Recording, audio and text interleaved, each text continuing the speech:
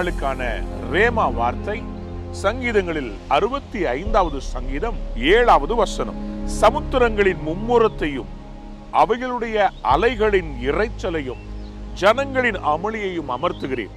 சில வேளைகளிலே நமக்கு விரோதமாக எழும்புகிற சில அமளி, நமக்கு விரோதமாக எழும்புகிற சில பயங்கரமான துரோகங்கள், போராட்டங்கள், ஏச்சுக்கள், பேச்சுக்கள் பெரிய அமளியா இருக்குதுல்ல.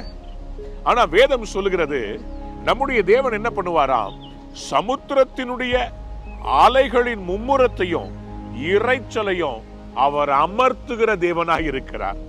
எனக்கு அன்பான தேவனுடைய பிள்ளைகளே, இதை அமர்த்துவதனாலே நமக்கு என்ன லாபம்னு கேட்கிறீங்களா?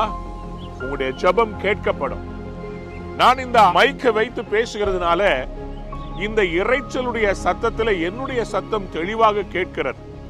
நம் ஆண்டவருடைய பிரசன்னத்துக்கு வரும்போது ஆண்டவர் என்ன செய்வார்னா, இந்த இரைச்சலை எல்லாம் மியூட் பண்ணிட்டு உங்களுடைய ஜெபத்தை அவர் கேட்கிறவராக இருக்கிறார். 5ஆம் வசனம் சொல்லுகிறது, பூமியின் கடையாந்திரங்களிலும் தூரமான சமுத்திரங்களிலும் உள்ளவர்கள் எல்லாரும் நம்பும் நம்பிக்கையா இருக்கிற எங்கள் ரட்சிப்பின் தேவனே, நீர் பயங்கரமான காரியங்களை செய்கிறதுனால் எங்களுக்கு நீதி உள்ள உத்தரவு அருளுகிறேன்.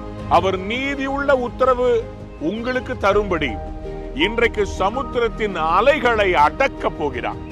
உங்களுக்கு விரோதமாய் போராடுகிற, வீசுகிற அந்த காற்றை, கொந்தளிக்கிற அந்த கடலின் சீற்றத்தை, அந்த போராட்டத்தை ஆண்டவர் அமர்த்தி போகிறார்.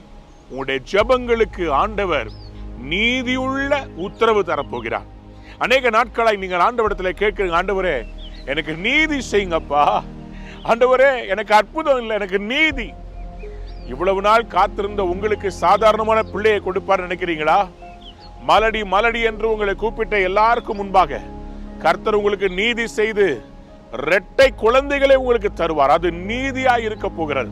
உங்களுக்கு விரோதமான எல்லா ஏற்று பேச்சுக்களை கர்த்தர் அமர்த்தி உங்களுக்காக வைராக்கியம் பாராட்ட போகிறார். நீதியுள்ள ஒரு உத்தரவை உங்கள் ஜெபத்துக்கு தரப்போகிறார். இந்த நாளிலே உங்களுடைய வாழ்க்கையில எந்த துக்கம் இருந்தாலும் சரி, அவரை நோக்கி பாருங்கள். அவர் கடலின் கொந்தளிப்பை அமர்த்துகிறவர். உங்களுடைய வாழ்க்கையில் வீசுகிற அந்த புயலையும் அந்த கொந்தளிக்கிற அந்த சூழ்நிலைகளையும் அவர் அடக்க மாட்டாரா? நிச்சயமா அடக்குவார். இந்த நாளில் உங்களுக்கு ஒரு சமாதானத்தை கட்டளையிட போகிறார். உங்கள் ஜெபத்தை கேட்டு உங்களுக்கு அற்புதம் செய்ய போகிறார். நீதி உள்ள உத்தரவு வரப்போகிறது. நீதி செய்ய போகிறார். நீங்கள் ஆச்சரியப்படத்தக்க விதமாய் கர்த்தருடைய நீதி ஒரு பெரிய பதிலாக உங்களுக்கு நன்மையாக வரப்போகிறது. நீங்க நினைக்கிறதுக்கு, எதிர்பார்க்கிறதுக்கு அதிகமாய் வரும். இந்த நாள் உங்கள் வாழ்க்கையின் திருப்பு முனையின் நாள். கர்த்தர் உங்களை அளவில்லாமல் ஆசீர்வதிப்பாராக. கொந்தளிப்பை அவர் அமர்த்துகிறார். உங்கள் வாழ்க்கையில் ஆசீர்வாதத்தை கட்டளையிடுகிறார். God bless you. Have a wonderful day.